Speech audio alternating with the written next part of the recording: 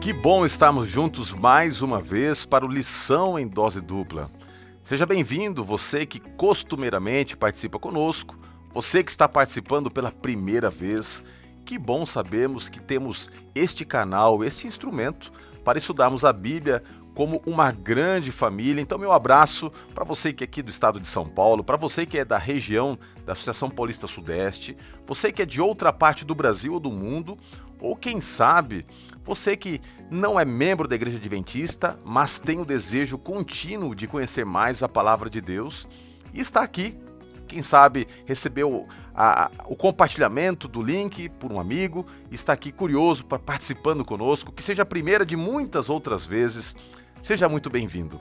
Já quero aproveitar e pedir para você compartilhar nossa transmissão. Você pode compartilhar agora mesmo com todas as pessoas que você tem no seu grupo do WhatsApp, pode compartilhar através do Facebook. Há várias formas de você participar conosco neste grande movimento de divulgação da Palavra de Deus. É Lição em Dose Dupla, é um estudo novo, provados pelo fogo. Estamos analisando a questão do sofrimento na perspectiva bíblica e quantas lições nós teremos ao longo aí dos próximos meses. Não estou sozinho hoje, obviamente, se lição é lição em dose dupla, tenho meu grande amigo, parceiro, ele nunca me deixa sozinho, ele é o meu Lucas constante aí, né? Como é que você está, meu amigo Wanderson Domingues? Estou bem, pastor, graças a Deus, né? Paulo disse só Lucas está comigo, mas depois ele perdeu a cabeça lá, então não quero que isso aconteça contigo, né? Não era guilhotina, mas uma espécie parecida, né? Que bom estar contigo, meu amigo. Não, mas vira a boca pra lá, não vai nem mencionar isso, nem cogita isso, não. Eu quero viver um pouquinho mais. É que o contexto que Paulo falou, só Lucas está comigo, foi de prisão e morte, então, mas o seu é de libertação. Eu não tenho creio que seja isso, Pastorzão, é um prazer sempre estar contigo aqui na lição, com os nossos amigos que nos acompanham, comentam, compartilham. Para mim é um privilégio, porque além de amigo do pastor Roger, não é? Eu posso estar participando da lição com ele aqui. Olha só, deixa eu falar uma coisa pra você. A gente brinca aqui, mas como é gostoso ter amigos, né? E o pastor Wanderson Domingues, tá? Não Assunção, esse amor presente século nos deixou, tá? Mas o Domingues, ele é pau pra toda a obra, entendeu? Se eu estivesse vendo os dias de Paulo, e se eu estivesse no lugar de Paulo, ele seria como o Lucas, ele estaria lá na prisão, do meu ladinho ali, me ajudando e tal. O outro, tá? O Assunção, anota aí, o Assunção, ele amou o presente século, tá? E nos deixou aqui. Mas eu trabalharei forte ali, o Espírito também, levando conversão e convicção para que ele retorne aqui aos átrios sagrados e esteja conosco. Quem sabe, logo, logo, a gente consiga convencê-lo deste fato, né? Mas você é ponta firme, você tá firme. Eu confesso que eu achei que ele ia estar aqui, né? Mas são as agruras da vida aí, né? Ele amou o presente século e as preocupações desse século, que ele tem muitas. Então tá perdoado, viu, pastor Assunção? Mas a gente espera você aqui, viu? Na verdade, é complicado agora, deixando a brincadeira de lado, porque a nossa demanda ministerial aqui é intensa, né?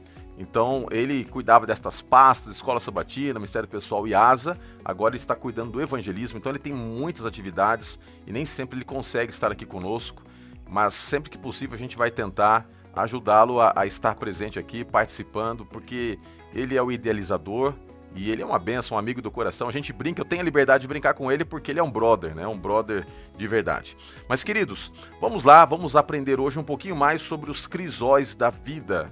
Mas antes de entrarmos no estudo, nada melhor do que conversarmos com Deus e pedirmos a direção do Espírito para o estudo que nós faremos da Palavra do Senhor. Se você puder aí, feche os seus olhos, pastor Wanderson, por favor, nos ajude nesse momento. Sempre é bom ouvi-lo conversando com Deus e estaremos juntos nessa oração. Vamos orar. Senhor Deus e Pai, nós queremos te agradecer imensamente pela oportunidade de, junto com os nossos amigos que nos ouvem, nos assistem, recapitularmos o guia de estudos, que na verdade é o estudo da Tua Palavra. Nós estudamos a Bíblia, direcionados por temas, e o guia de estudos, a lição da Escola Sabatina é importantíssimo. Que o Senhor nesse momento clareie a nossa mente, o nosso coração, para nós compreendermos as Tuas verdades, em meio às lutas, às batalhas, aos crisóis da vida, nós possamos continuar firmes confiando no Senhor. Oramos por Jesus. Amém. Amém. E não se esqueça, tá? Você tem a oportunidade de ter a síntese das ideias principais que serão, né, tratadas aqui ao longo do nosso encontro, no material que vai ser colocado aí no link de descrição, tá bom? Tanto você estiver assistindo, se estiver assistindo pelo YouTube quanto Facebook, você vai ter acesso a esse material, ok? Os crisóis da vida. Pastor Wanderson, tem um texto muito legal, que é o texto base, o texto para memorizar, que está lá em 1 Pedro, capítulo 4, verso 12 e 13. Queria pedir que você nos ajudasse aqui fazendo a leitura. E vamos já tecer algumas considerações sobre esse texto tão importante, significativo, e não por acaso ele é o texto base, o texto central do nosso estudo. Muito bem, pastor Roger. 1 Pedro, capítulo 4, versos 12 e 13, diz assim: Amados, não estranhem o fogo que surge no meio de vocês, destinado a pô-los à prova, como se alguma coisa extraordinária estivesse acontecendo. Pelo contrário, alegrem-se na medida em que são co-participantes do sofrimento de Cristo, para que também na revelação da sua glória vocês se alegrem exultando. Perceba que o texto bíblico aqui enfatiza a ideia de que não nos deveria causar estranhamento o fato de que situações adversas vão se levantar na nossa trajetória existencial. É fato, é óbvio, que se Pedro naquele tempo já mencionou isso, é porque ele entendia que algumas pessoas teriam dificuldades em entender o porquê de provações, de tantas situações adversas adentrando a sua realidade existencial. E não é diferente dos nossos dias. Ainda hoje, talvez a grande pergunta que paire na mente de muitos de nós é: por que, Senhor? O porquê? E ele aqui coloca: não temam, não estranhem o fato de que vocês vão ser colocados à prova. É uma coisa para a gente ponderar. A vida nem sempre segue o roteiro que nós idealizamos, nem sempre ela vai ter a expectativa pessoal como a base daquilo que vai realmente se suceder nos próximos meses, anos e assim por diante. Na semana passada nós falamos sobre o crisol do pastor e nós entendemos através do Salmo 23 que, embora a gente não consiga entender todas as nuances e os pormenores da vida, podemos estar tranquilos porque o pastor está ao nosso lado. Esta semana nós vamos analisar um pouquinho mais a questão em si das adversidades, dos problemas, por que as razões por detrás dos sofrimentos e que lições nós podemos ter através delas. Mas eu estou gostando muito dessa ideia de uma ilustração, né, uma metáfora que nos ajuda a ampliar os conceitos bíblicos teológicos, especialmente a ideia do crisol. Pastor Wanderson, a lição começa falando um pouquinho sobre o crisol nessa semana, né? O que era o crisol, pastor Wanderson? O que era o crisol? Temos o crisol ainda hoje? O que é isso? Pastor Roger, o crisol, ele era um ambiente onde era purificado, né? A prata, o ouro, especialmente o ouro, né? O mineiro chama de cadinho, né? Então o que eles fazem? Eles pegam todo esse material da natureza ali sujo, né? Cheio de impurezas, o ouro, todos esses minérios, e para que ele possa purificar, o que então o ourives faz, não é?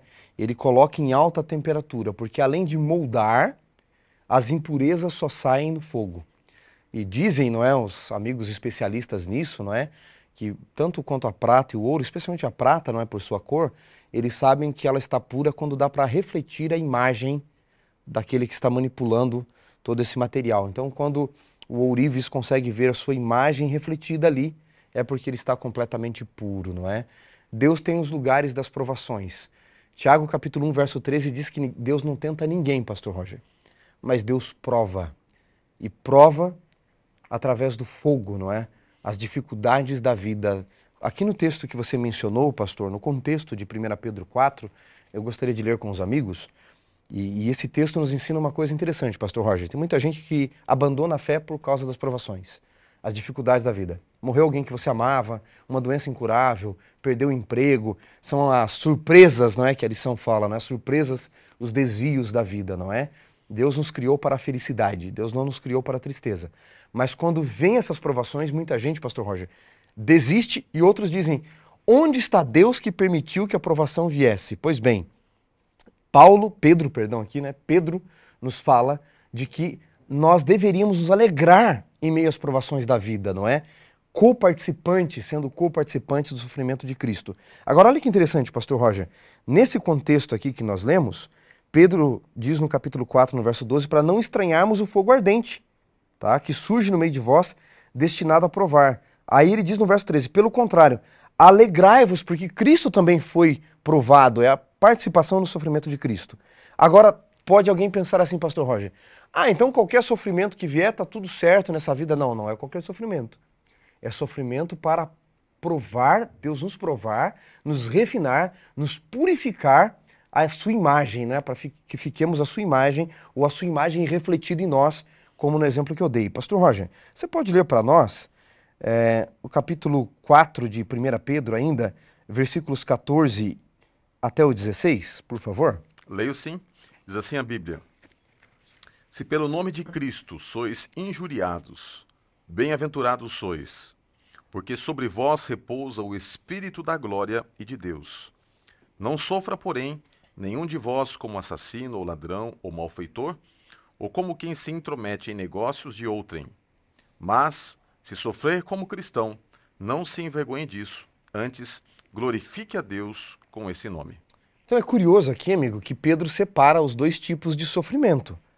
Ele diz que você não deve sofrer pelos pecados abertos desse mundo. O cara é assassino, ladrão, ele é malfeitor, ele se mete na vida do outro, e aí isso vai trazer males sobre ele, consequências sobre ele, e ele vai dizer, não, tá tudo tranquilo, eu tô sofrendo porque tinha que sofrer nesse mundo, é o que Deus quer. Não, ele diz assim, se vocês sofrerem pelo nome de Cristo, injuriados pelas coisas de Deus, aí vocês devem se alegrar. Só para ilustrar, pastor Roger, uma vez um rei ateu, ele zombava de um escravo cristão, dizendo, olha, eu sou ateu e tenho muitas coisas nesse mundo, não creio em Deus, e você crê no seu Deus, você é um escravo. E o escravo disse assim, rei, o senhor é caçador, não é? Sou caçador. Então imagina que o senhor sai para caçar uma espingarda de 2 canos. Os cachorros latem, os gansos, os patos selvagens levantam voo, o senhor dá 2 tiros. Um pato cai morto, o outro cai ferido. Como um experiente caçador, atrás do qual o senhor vai? E o rei respondeu assim, eu vou atrás do ferido, porque o morto já é meu. O escravo então replicou dizendo, pois bem, na vida nós somos os patos, Satanás é o caçador. O senhor está morto, não vai ter perseguição para ti. Eu estou ferido, mas estou vivo. Perseguido, judiado, sangrando, mas eu estou vivo. Então, muitos que estão nos ouvindo agora, pastor Roger, estão sendo perseguidos pelo diabo, pelo mundo, pelas pessoas malignas, porque estão co-participantes do sofrimento de Cristo. Muito obrigado, pastor Wanderson. Acho que em caráter introdutório, né, a gente pode ter uma visão bem ampla do que a lição vai abordar através do estudo da palavra de Deus, ok? Quero apenas fazer um adendo. Eu estava semana passada lá na igreja de Vila São Jorge, na Baixada Santista, né? E um irmão que tem contato com essa realidade de metalúrgicas estava dizendo que um crisol, às vezes, consegue suportar a temperatura de até 900 graus Celsius. Já pensou o que é isso? 900 graus Celsius. O crisol nada mais é do que algo utilizado naquele processo para fundir, para purificar o minério, o metal ali em questão. De igual forma, Deus, ele se utiliza de situações que são né, descritas como crisóis, né? Como elementos para purificar a nossa vida. E é por isso que aqui Pedro, no capítulo 4, verso 12, ele está dizendo que nós não deveremos estranhar, né? Estranhar. Esta palavra estranhar, ela tem o conceito no seu original, a ideia de que nós não deveríamos entender como sendo algo alheio à nossa realidade vivencial, o sofrimento em si. E aí está um grande ponto. É comum nós imaginarmos que se caminhamos com Deus, estamos blindados de tal forma de que o sofrimento não nos atinge. Talvez, pastor Wanderson, isso esteja acontecendo porque existe uma incompreensão quase que generalizada em muitas igrejas protestantes, especialmente aquelas que abraçam o movimento aí da teologia, né, da prosperidade, que apregoa de que uma vez que você tem Deus, você está protegido, blindado, cercado de tal forma pela proteção divina, em que uma vez que na parte contractual entre o homem e Deus, você faz aquilo que te compete, ou seja, você cumpre a tua parte, Deus agora é obrigado, ele é colocado numa situação de obrigatoriedade em te proteger e dar para você tudo aquilo que você quer. Ou seja, você tem a audácia de chegar-se diante de Deus e determinar, sabe? Dizer assim, você agora vai fazer o que eu estou determinando, porque a minha parte eu fiz. Só que quando a gente vai para a Bíblia, a gente percebe que essas surpresas elas são recorrentes na vida dos servos de Deus. Quantos e quantos personagens bíblicos não pediram, não idealizavam e nem entenderam o sofrimento, contudo o sofrimento os alcançou? Porque a vida com Deus propõe surpresas e não é de causar estranheza que esta ardente prova muitas vezes deixa em nós cicatrizes, queimaduras. Portanto, é quase que inconcebível você olhar para a Bíblia e entender que existe qualquer tipo de coerência à teologia da prosperidade. Hebreus capítulo 11, versos 35 especialmente, pastor Roger, é um golpe mortal à teologia da prosperidade. Ali diz assim, para quem quiser depois conferir, que mulheres receberam pela fé os seus mortos. Uns foram cerrados ao meio, mortos ao fio da espada, andaram errantes pela terra, jogados em covas de leões, e o texto termina dizendo assim, homens dos quais o mundo não era digno. Então esta ideia de que porque eu e você servimos Deus, nós não vamos passar por sofrimento nenhum neste mundo, ela foge à realidade do próprio Cristo. E às vezes nós, por interpretarmos assim, pastor Roger, até não sabemos orar. Sabe, nós achamos que a oração vai livrar a gente de tudo. Não. Deus prometeu para nós vida eterna. O restante são consequências da tragédia deste mundo de pecado. Eu queria lembrar você que está passando por dificuldade e tem orado e parece que Deus não ouve essa oração, que lá no Getsemane, o maior de todos os santos, o mais santo de todos os santos, o melhor de todos os peticionários orou dizendo, Pai, se possível, afasta de mim esse cálice. E Deus disse, não. Até porque, aproveitando a deixa teológica e histórica que você aqui apresentou, pastor, agora fazendo uma aplicação bem prática, eu quero trazer uma realidade que aconteceu comigo algum tempo atrás.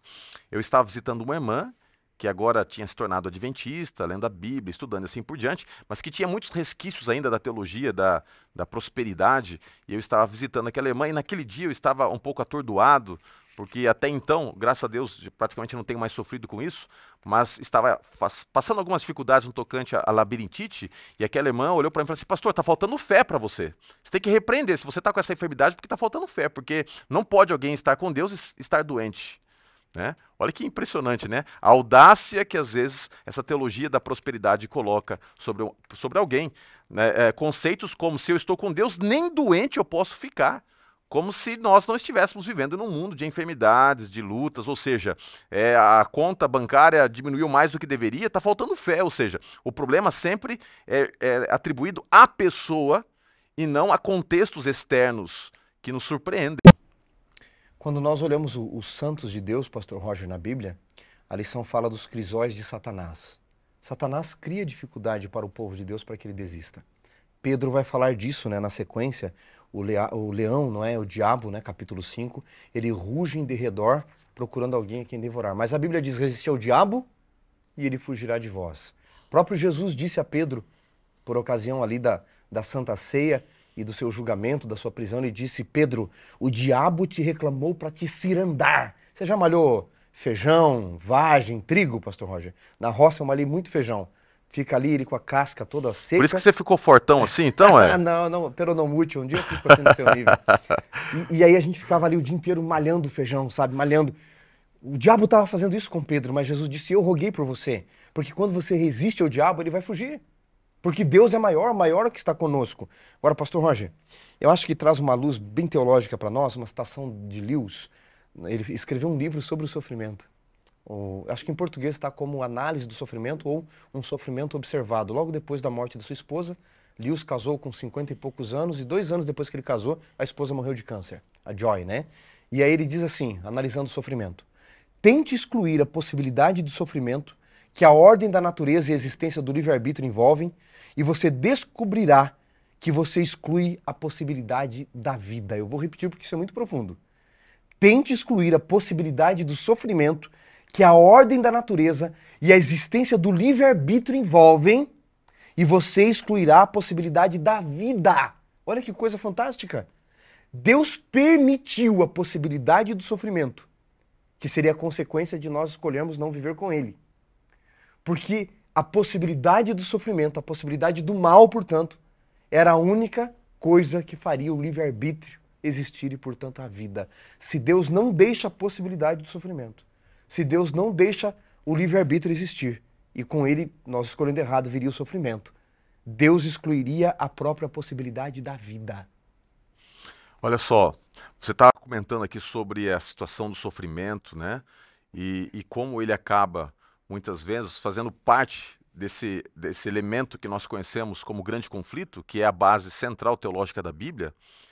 E eu estava pensando o seguinte, o mesmo martelo que ele pode resolver um problema na casa, né, fixar algo que tenha se deslocado ali do local, pode ser usado para matar alguém. O sofrimento, muitas vezes, ele é permitido por Deus como um elemento para edificar o caráter, mas muitas vezes ele é um instrumento de Satanás. E é interessante que quando você olha a história como um todo, ao longo da história do cristianismo, você vai perceber que Satanás ele sempre usa dois pêndulos para atacar o povo de Deus. Ora, ele impõe o sofrimento de maneira intensa para minar a fé e as convicções espirituais do povo de Deus. Ora, ele introduz um mar de enganos, né? As doutrinas falsas, numa avalanche das mesmas, gerando confusão e trazendo muitas vezes apostasia. Então, quando você analisa a história do cristianismo, você vai perceber que há esta oscilação constante na estratégia diabólica, né? Na estratégia do inferno. Uma hora Satanás aperta o povo de Deus, você percebe isso nas intensas perseguições que aconteceram no início do cristianismo, com Nero, Domiciano e tantos outros imperadores derramando sangue, intimidando. Quando Satanás ele lança o sofrimento, ele tem uma proposta intimidadora, certo? Ele quer intimidar, ele quer coagir realmente.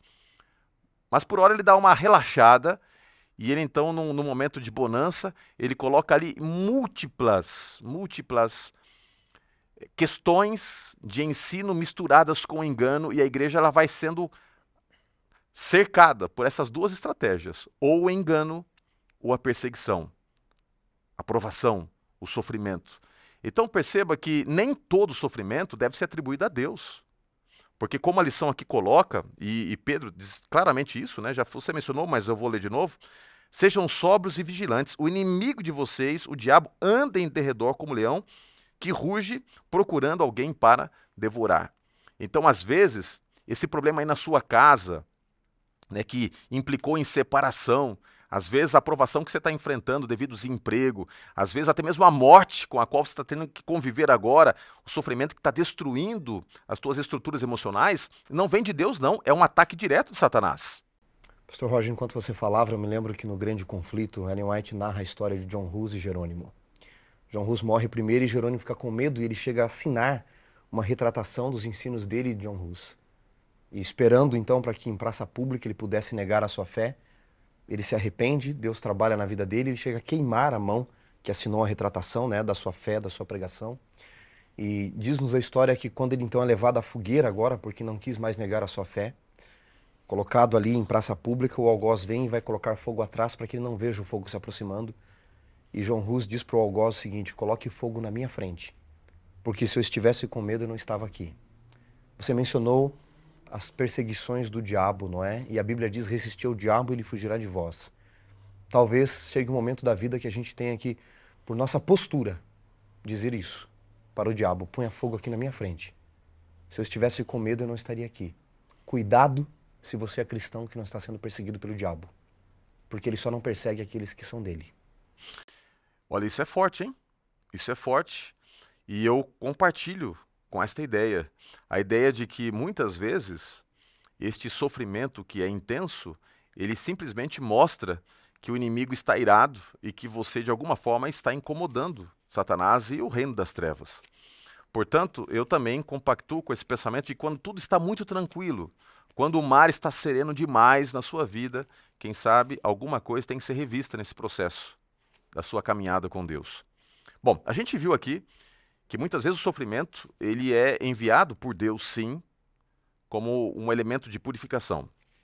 Vimos que o sofrimento, por outro lado, pode ser uma estratégia diabólica e venha diretamente de Satanás para destruir, oprimir, tendo como foco principal, minar a fé, drenar a fé do coração da pessoa e fazer com que a pessoa se afaste de Deus.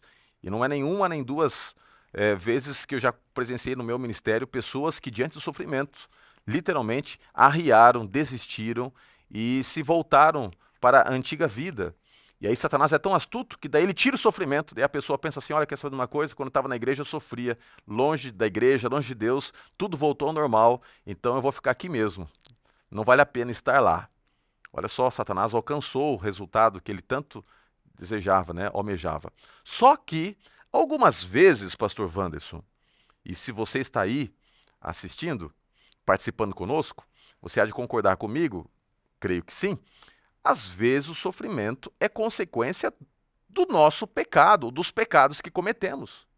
Então veja bem, às vezes é um instrumento, né, utilizado por Deus, outras vezes é um instrumento nas mãos de Satanás, mas algumas vezes o sofrimento nada mais é do que uma consequência de causa e efeito. A gente comete erros e colhemos as consequências desses erros.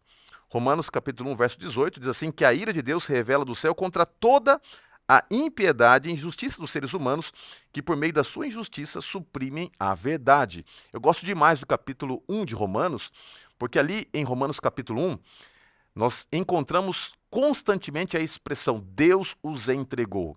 Deus os entregou. Talvez uma das mais eficazes maneiras de Deus implementar sua justiça e o seu juízo seja entregar o homem a si mesmo. Quando o homem é entregue a si mesmo, o homem colhe as coisas mais terríveis que poderia colher. É como você entregar a faca na mão de uma criança.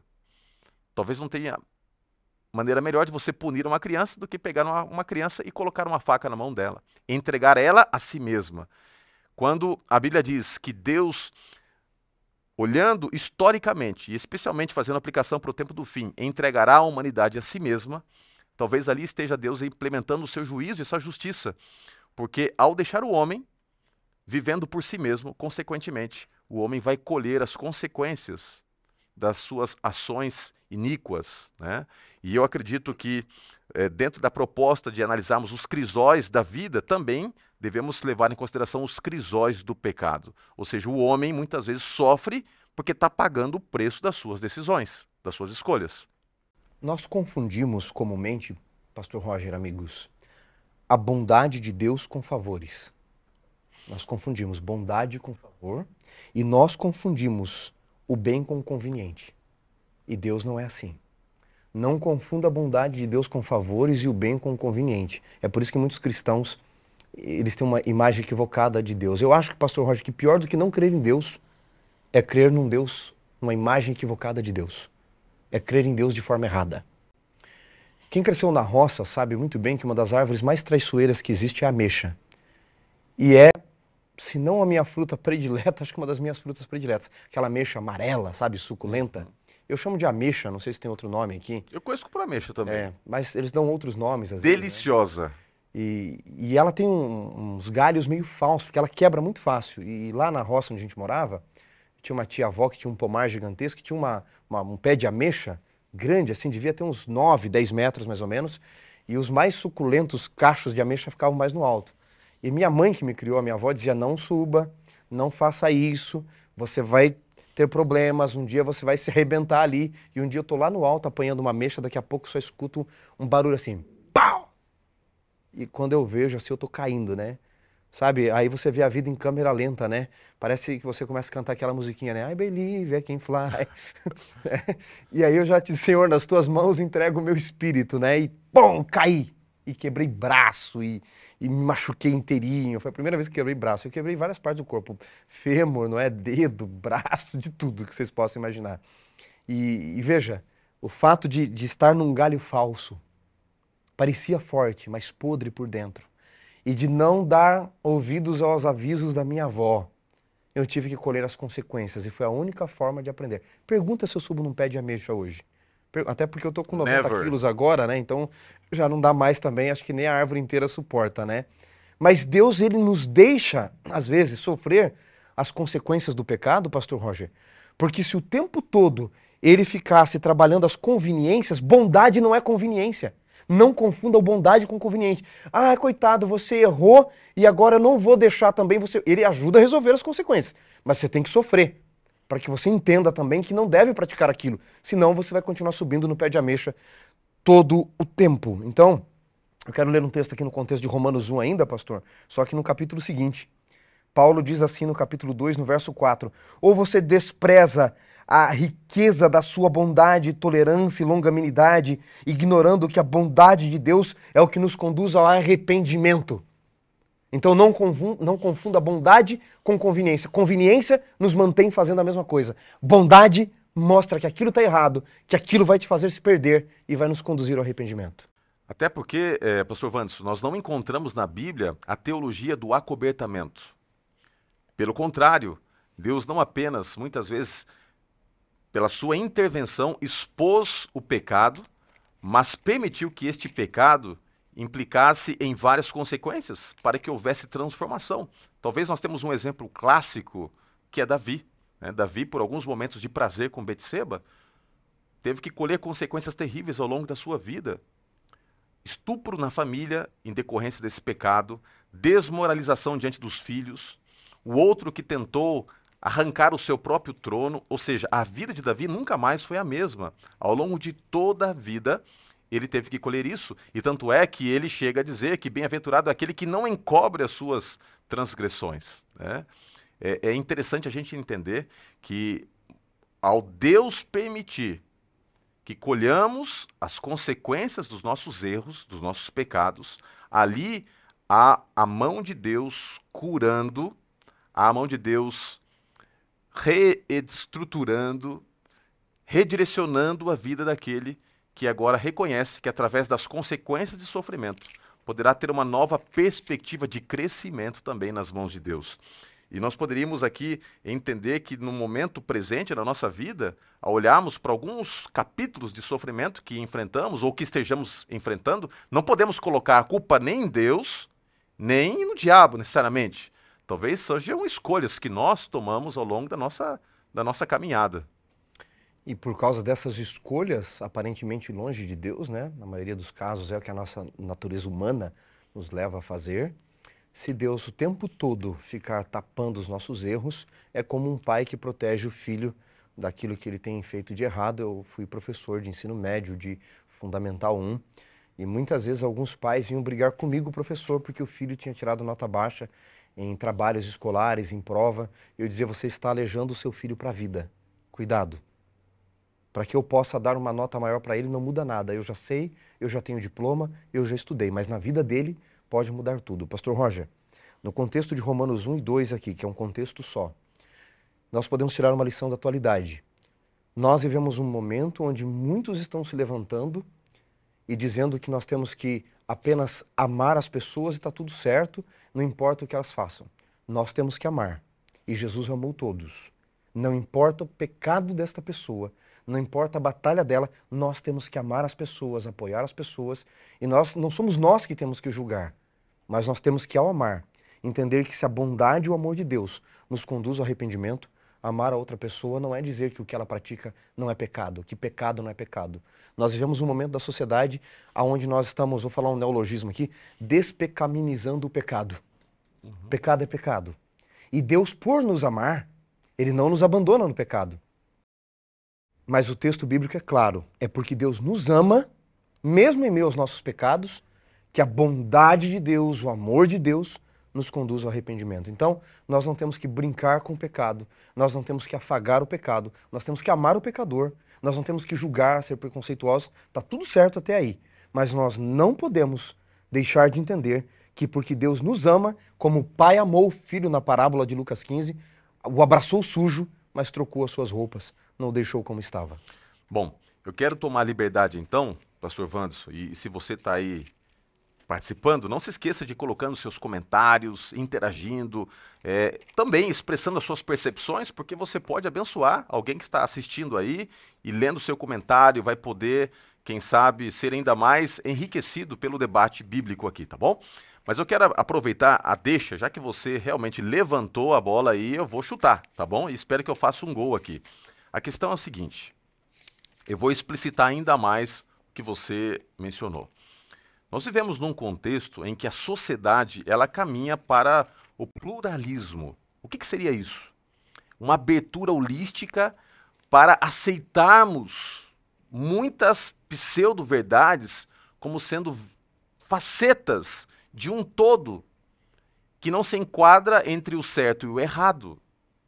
Só que, olhando para a Bíblia, nós entendemos que, através dos mandamentos, do caminho estreito que é apontado que conduz para o céu, existe sim aquilo que é certo, existe aquilo que é errado, e nós não devemos temer a ideia clara de chamar o pecado pelo nome. O certo é certo, por mais errado que pareça. E o errado sempre vai ser errado, por mais certo que pareça. Portanto, alguns, em nome da conveniência, têm se eximido da responsabilidade de dizer coisas diretas. Como, por exemplo, isso aqui está errado. Isso aqui pode estar ok para o padrão do mundo, inclusivo, mas não se encaixa dentro dos preceitos que nos são deixados aqui, especialmente para esse tempo do fim. O evangelho eterno, o evangelho que apregoa o juízo, que ele é, obviamente, pautado pela graça, mas que tem como base os mandamentos, o Deus que criou os céus e a terra, o mar e as fontes das águas. E sendo ainda mais explícito, eu tenho percebido que às vezes dentro da igreja, algumas pessoas estão tentando introduzir o politicamente correto. Isso é um grande problema. Nós não devemos nos eximir de chamar o pecado pelo nome, contudo, sem deixar de amar o pecador. Eu creio que você entendeu o que eu estou dizendo, né? Nas múltiplas cores do arco-íris e outras coisas que são colocadas como bonitas, ideologias de abertura de mente, a igreja tem que repensar princípios, valores, a igreja tem que ser mais aberta. Eu não entendo que esse caminho é o caminho que Deus deixou por remanescente do tempo do fim. Fecha aspas. Jesus, ele sempre atacou o problema e poupou pessoas. Ele nunca deixou de atacar o problema, mas também nunca deixou de poupar pessoas. E por amá-las, ele atacou o problema. E o cristianismo existe para isso. Se você procura uma religião que não lhe incomode, eu não aconselho você a ser cristão. O cristianismo me incomoda muito. Mas eu vejo também o amor de Cristo. Veja, Jesus é o modelo, não é? Então, como ele venceu e por que ele venceu? Porque ele venceu é causa de salvação. Como ele venceu é consequência. Quando eu quero perdão, eu olho para a cruz. Quando eu quero poder, eu olho para a vida dele. E em Jesus, nós temos esse modelo completo. Eu estou lendo um livro que trata basicamente dos desafios da expansão do evangelho no mundo pós-moderno. E ali o autor, de maneira muito direta, ele coloca uma ideia muito interessante. Ele diz o seguinte, que nós não devemos adaptar nossa fé dentro de uma estrutura de convicções em que apresentamos verdades adaptáveis. Até porque nós não temos a nossa fé cristã pautada em assertivas intelectuais ou filosóficas. A nossa fé é constituída em elementos históricos, em fatos. Fatos que são apresentados na Bíblia como sendo inquestionáveis. Então a gente não deve entrar nesta tentação de ajustar nossas convicções com a realidade presente que nos cerca. Mas avançando um pouquinho, nós vimos então que o sofrimento ele pode ser uma instrumentalidade divina, ele pode ser usado por Satanás, às vezes é consequência do pecado, mas, em última instância, sempre na vida do cristão, ele vai ter como efeito a purificação. Em outras palavras, o sofrimento ele é fundamental para lapidar o caráter e fazer com que deixemos de lado aquilo que muitas vezes nós não deixaríamos se não fosse por intermédio das agruras da vida, tá bom? No livro de Romanos, capítulo 5, eu gosto desse texto, e Paulo ele aborda muito a temática do sofrimento nos seus escritos. Ele tinha uma percepção diferenciada sobre a questão do sofrimento, até porque ele foi um homem experimentado em dores. Olha quantas coisas Paulo enfrentou. E uma vez, quando estavam questionando seu apostolado, ele coloca as cicatrizes que ele trazia na alma, no coração e no corpo como a evidência do seu discipulado. Os sofrimentos, muitas vezes açoitado, passando por naufrágios, muitas vezes ridicularizado pela fé. Talvez nenhum apóstolo tenha sofrido tanto quanto Paulo e tenha tido um fim tão triste ali, sozinho, sendo decapitado. Contudo, o sofrimento não impediu de ele escrever o que escreveu aqui em Romanos capítulo 5. Olha só o que ele disse: justificados, pois, mediante a fé, temos paz com Deus por meio do nosso Senhor Jesus Cristo, por intermédio de quem obtivemos igualmente acesso, pela fé, a esta graça na qual estamos firmes e gloriamo-nos na esperança da glória de Deus. E não somente isto, mas também nos gloriamos nas próprias tribulações, sabendo que a tribulação produz perseverança, a perseverança, experiência, e a experiência, esperança. Ora, a esperança não se confunde, porque o amor de Deus é derramado em nosso coração pelo Espírito Santo que nos foi outorgado. Paulo se gloriava em algo muito lindo aqui. No que você se gloria? Você se gloria no teu time de futebol, na sua casa, no seu carro, na sua cadeira, né, aí de ensino? Você se gloria nas suas competências profissionais? Paulo diz o seguinte, que o motivo da glória de Deus na sua vida era a graça a ele ofertada, e outro motivo de glória que ele tinha eram as próprias tribulações que ele enfrentava, porque ele diz que estas tribulações geravam um processo de crescimento. Ele diz que a tribulação fazia com que ele fosse mais perseverante, e quanto mais ele apanhava da vida, além de perseverante, ele se tornava um homem mais experiente. E quanto mais experiência ele tinha, mais esperança ele tinha no seu coração.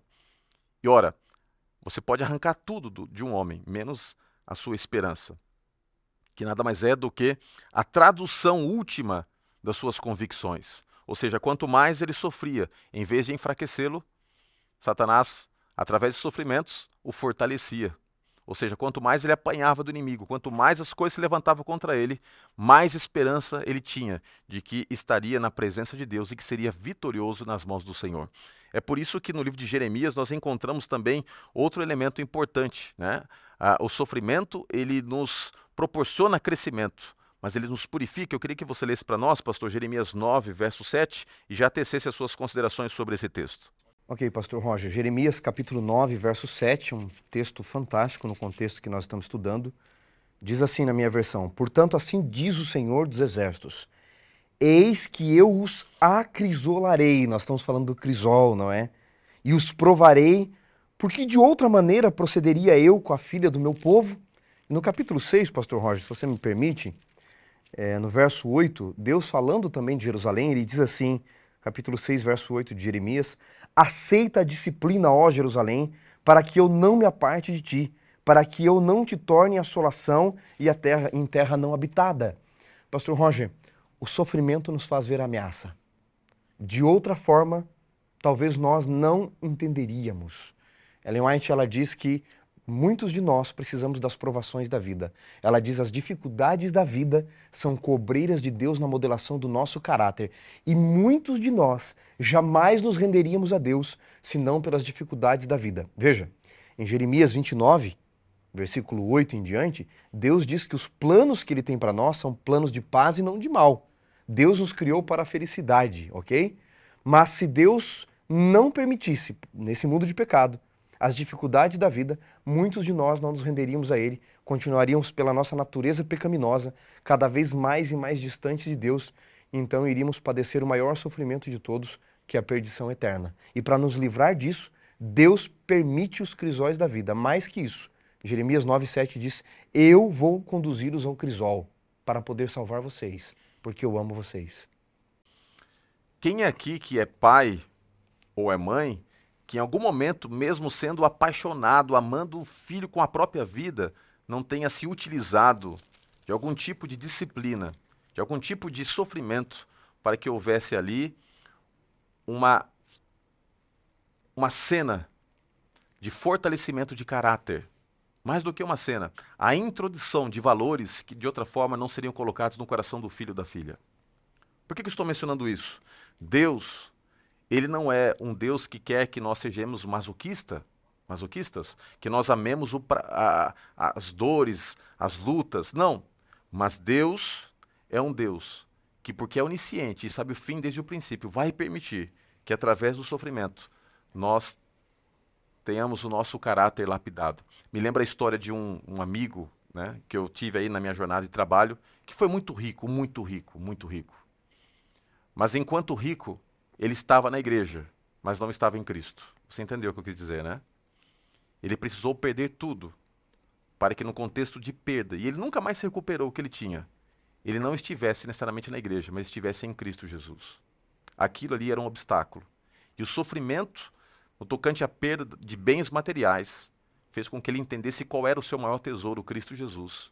E é a partir deste capítulo da sua vida que ele se torna não apenas um adventista nominal, mas um cristão de fato, de verdade. Esse é o grande ponto.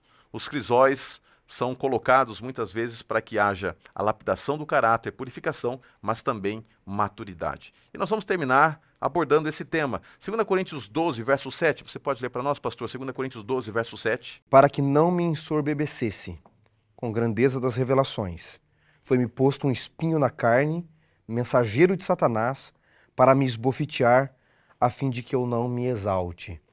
Paulo, ele tinha maturidade cristã. E, na verdade, o capítulo 12 tem um contexto aqui, né?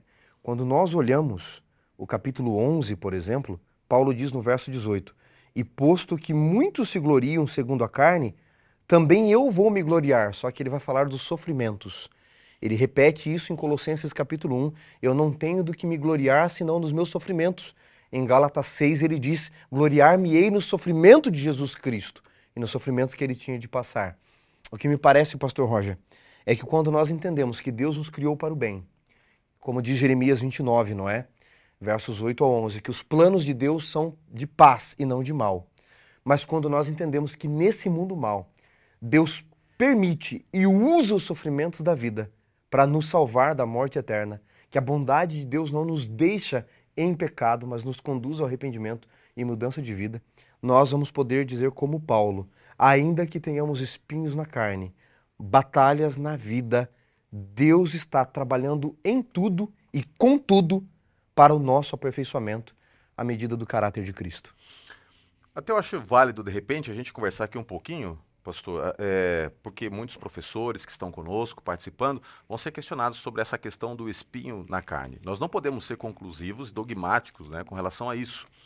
Há vários pensamentos com relação a este espinho na carne que o apóstolo Paulo carregava. Alguns dizem que poderia ser o fato de que ele tivesse abdicado da família, né?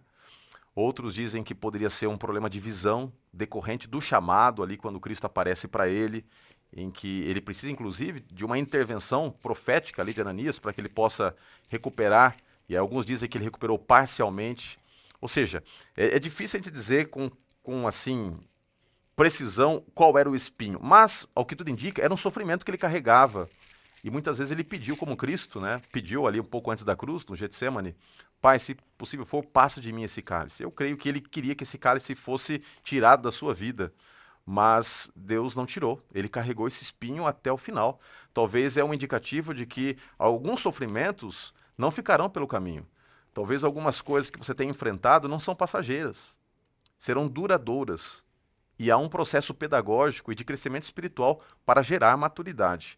Eu acho que é importante a gente pensar nisso, né? Que o sofrimento às vezes nos acompanha até o final e que a gente vai ter esses espinhos, né? Alguma coisa que você queria colocar sobre essa questão do espinho na carne aí, pastor? Pastor Roger, eu acredito que o espinho na carne de Paulo tinha que ver com a visão. Alguns falam que era problema sexual, que eram traumas de vida, enfim. Eu acho que era, eu e muitos teólogos, né? Era um problema de visão. Paulo, em Gálatas 6, verso 11, ele diz assim, vede com que grandes letras vos escrevo. Quem escreve com letras grandes? Quem não enxerga. Quem é que está usando aí Bíblia, letra gigante agora? Aí? Não é quem não enxerga direito, né? Eu também, eu posso falar porque estou aqui de óculos.